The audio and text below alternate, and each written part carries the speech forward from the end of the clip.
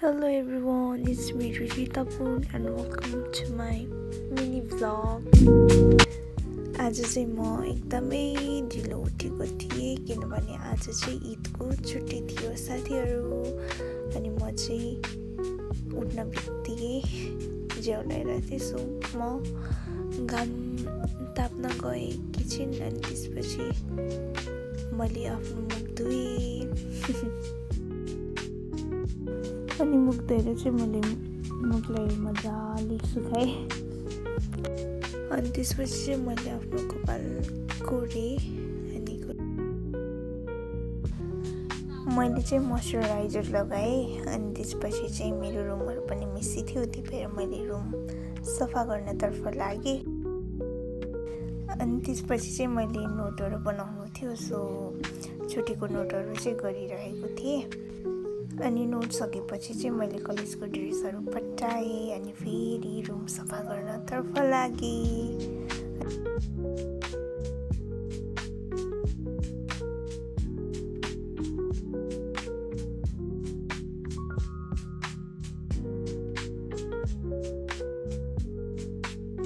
Room सफा गर्दा गर्दै मेरो प्यारो भाइ आउनुभयो अनि मलाई रिसाएर जानुभयो। अनि खाना खाएपछि चाहिँ मैले थाहा पाएँ हामी चाहिँ आज मामा घर जाँदैछौँ। सो म रेडी भएर चाहिँ मैले मामा घर जानको लागि चाहिँ यो ड्रेस लगाएको थिएँ। अनि पछाडिको ब्याकग्राउन्डलाई चाहिँ इग्नोर गरिदिनु होला भन्दै म बसेँ।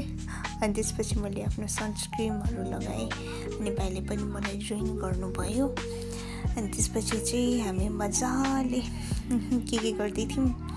अनि रेडी हुँदा हामी नाच्दै कपडाहरू लगाउँदै थियौँ। अनि हाम्रो निस्किने टाइममा चाहिँ हामीले बेबीलाई बाई बाई गऱ्यौँ। त्यसपछि चाहिँ म चाहिँ लास्टमा थिएँ, सो मैले चाहिँ गेटहरू बन्द गरेँ। अनि त्यसपछि म हिँडेँ। अनि मलाई चाहिँ यता के गरौँ भइरहेको थियो, सो मेरो मम्मी अनि भाइलाई देखाएँ मैले। त्यसपछि चाहिँ हामी बसमा चढ्यौँ। अनि बसमा चढेपछि मेरो साइडमा छामा बस्नुभएको थियो। अनि छामाले चाहिँ मलाई यस्तो खतरा डान्स देखाइदिनु भयो। म त हेरेको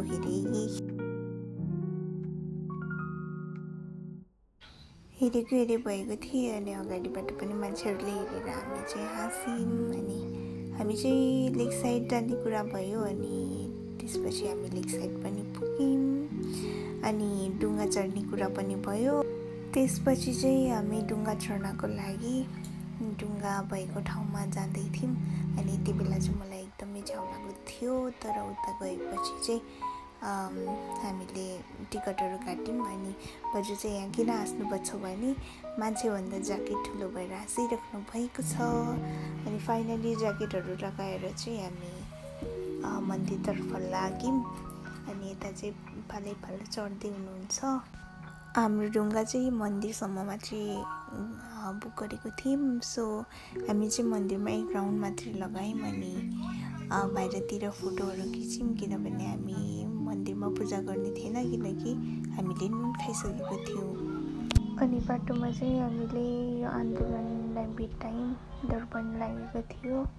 तर मलाई थाहा छैन यसको बारेमा खासै। अनि हामी चाहिँ पृथ्वी चोकमा छ।